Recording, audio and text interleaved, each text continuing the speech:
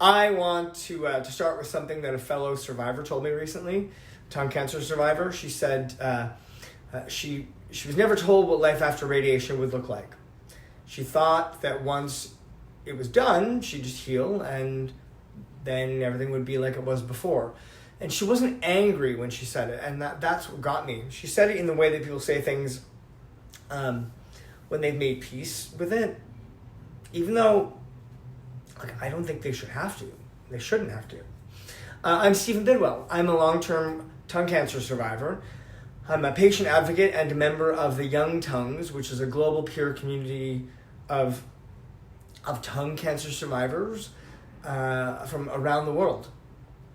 I'm not a clinician. I want to be very clear and upfront about that. What I am is someone who has lived this disease and who is part of a large peer network of people who have lived it too. So recently, I asked the Young Tongues, my community, a very simple question. What do you wish you had known to ask your medical team at diagnosis? And the responses came back pretty quickly. What I'm going to share with you today comes directly from them and also from me. There is a gap in this disease. Not in your surgical skill, not in your protocols. The gap is between what you tell your patients and what patients understand is coming for them. What struck me about the responses that I received wasn't the clinical sophistication of what they wanted to know. It was just how basic it was. The questions were like, how many of these procedures have you performed? How disabling is this treatment? Really, truthfully, what does life after radiation actually look like? Who do I call when something goes wrong at 11 p.m. or midnight or after? These aren't unreasonable questions. They are questions of people who are just frightened and trying to build like a map of territory that they've never seen.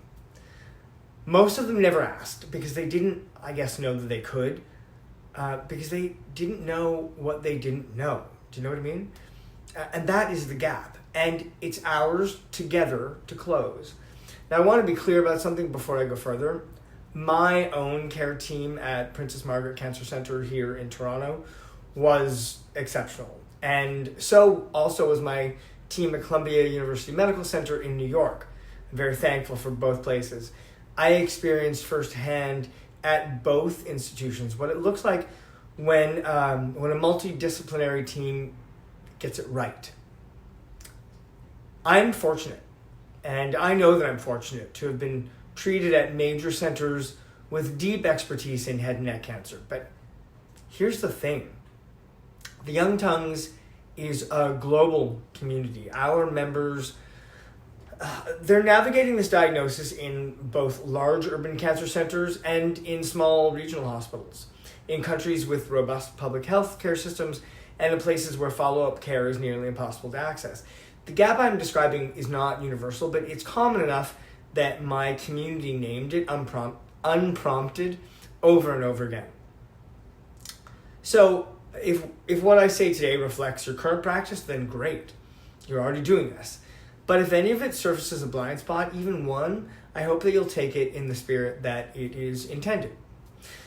So let me walk through the phases and what we believe patients need at each one. Before surgery, patients need a picture, sometimes even literal.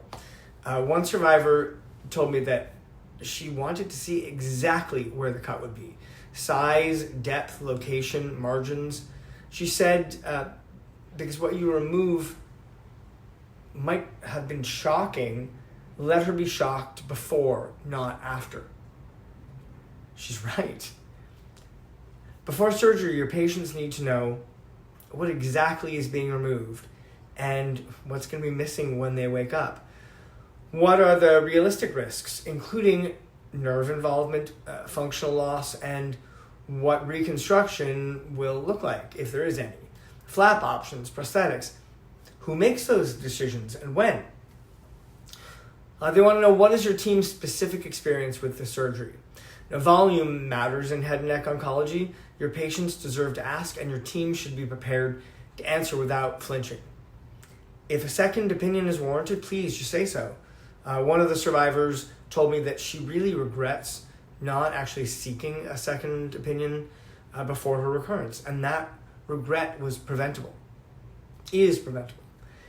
And before radiation begins, dental clearance. Patients need to know that extractions may be required before treatment starts, that after radiation, healing in the jaw is compromised, that their window to protect their teeth is narrow, and it opens before they've even begun. During treatment, patients are managing an acute crisis. They're often not absorbing what you're telling them. This isn't a failure of intelligence. It's just the brain, the neurological reality of fear, which means the information architecture around treatment needs to exist outside of just verbal handoffs in a clinical encounter. One survivor asked for something really simple, a flowchart. Department contacts, who to call, for what, in what order. She said that it was the most useful thing she could have been given. I was fortunate. My team at Princess Margaret provided exactly that. But I know not every patient is. So please give your patients that map, that contact info. In this phase, also pain management needs to be a real conversation, not just a pamphlet. One of the survivors had significant swelling response to their neck dissection, which required intubation and extended sedation. Nobody had described the possibility of that trajectory. Nobody talked about gabapentin, about the careful and strategic use of opioids, about what extended sedation does to mobility, or the blood clot risk that follows. If it can happen, name it.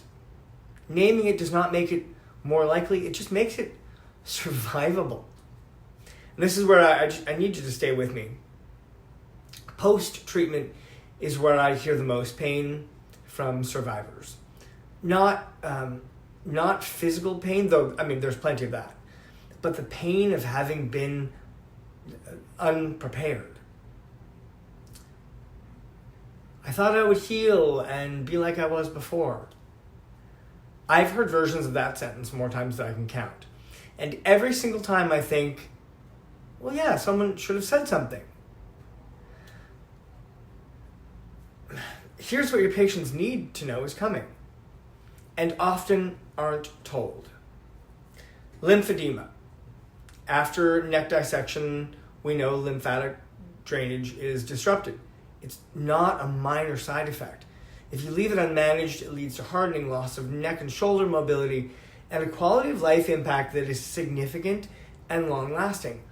One survivor had to educate herself to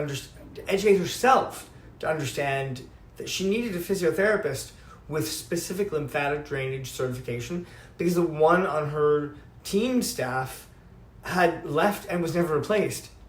So she found that PT, and she said, like, thank God I did, or I'd have lost far more. Ask yourselves, does your patient know at discharge that the specialty exists? Do they have a referral? Next, trismus. Jaw tightening after radiation is common. It's also largely preventable with early intervention and jaw exercises that need to begin before significant restriction sets in. It's not always communicated proactively, and the window to act is early. Swallowing and nutrition. Who is managing dysphagia on your team? What is the threshold for a feeding tube? What does weaning look like? Who is the dietitian, and when do they enter the care pathway? Your patients are afraid to ask because they don't want the answer, but please tell them anyway. Yeah, tell them anyway. Oral care and dentistry. Radiation changes the blood supply to the jaw permanently. Teeth that could have been saved before treatment become extractions afterward. Patients need to be in the care of a dental oncologist or at minimum a radiation-informed dentist from day one of this process. Now, speech pathology, and I want to be specific here because this one is very personal. I was treated in Vancouver, Orlando, New York City, and Toronto. In only one of those places, New York City at Columbia University Medical Center, was I offered a consultation with a speech pathologist before surgery. 1 out of 4 cities. That's my data point. I'll let you draw your own conclusions. And the question nobody asks until they need it: what are the evidence-based treatments for long-term side effects? Because there are some, and your patients deserve to know they exist. Patients don't know what multidisciplinary care means in practice. They don't know who's on the team, what each person does, or how to access them. They don't know what a physiotherapist, a speech-language pathologist, a dental oncologist, a psycho-oncologist, and a lymphedema specialist should all be in part of their world. They also don't know that caregivers need to be briefed. The person driving them home, sleeping next to them, the person who's watching them struggle to eat, that person is also flying blind. So please brief the caregivers, include them in the map. And look, I say this with care, have the goals of care conversation at diagnosis, not at recurrence. A lot of patients wish someone had raised it. Many will not raise it themselves. I'm going to leave you with one ask. Pick one thing from what I've shared today, one gap, one piece of information that your patients are leaving your office without. One referral that isn't happening early enough. And change it. Not for every patient perfectly, not with a new protocol that takes 18 months to approve. Just one thing. For the next patient who sits across from you and doesn't know what they don't know. Because I promise you, they are sitting there right now in waiting rooms, in parking lots, reading their discharge papers in the car before they drive home, trying to build a map with no landmarks. You are the landmarks.